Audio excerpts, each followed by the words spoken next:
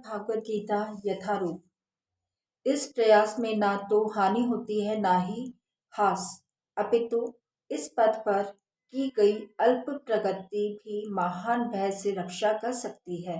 तात्पर्य: कर्म का सर्वोच्च दिव्य गुण है कृष्ण भावनामृत में कर्म या इंद्रिय तृप्ति की आशा न करके कृष्ण के हित में कर्म करना।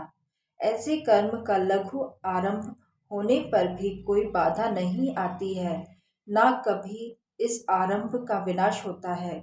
भौतिक स्तर पर प्रारंभ किए जाने वाले किसी भी कार्य को पूरा करना होता है, अन्यथा सारा प्रयास निष्फल हो जाता है। किंतु कृष्ण भावनामृत में प्रारंभ किया जाने वाला कोई भी कार्य अधूरा रह कर भी स्थायी प्रभाव डालता है, अतः ऐसे कर्म करने वाले को कोई हानि नहीं होती, चाहे यह कर्म अधूरा ही क्यों न रह जाए। यदि कृष्ण भावनामृत का 1% भी कार्य पूरा हुआ हो तो उसका स्थायी फल होता है,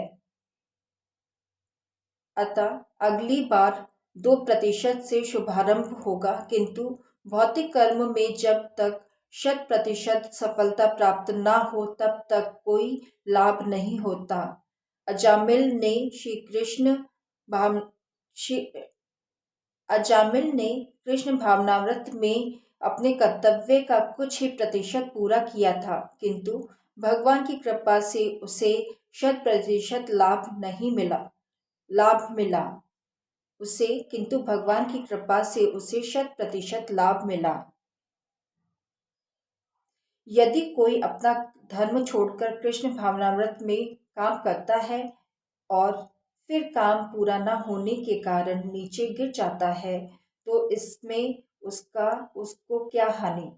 और यदि कोई अपने भौतिक कार्यों को पूरा करता है तो इससे उसको क्या लाभ होगा। अथवा जैसा कि ईसाई कहते हैं, यदि कोई अपनी शाश्वत आत्मा को खोकर संपूर्ण जगत को पा ले तो मनुष्य को इससे क्या लाभ होगा। भौतिक कार्य तथा उनके फल शरीर के साथ ही समाप्त हो जाते हैं, किंतु कृष्ण भावनामृत में किया गया कार्य मनुष्य को इस शरीर के विनष्ट होने पर भी पुनः कृष्ण भावनामृत तक ले जाता है।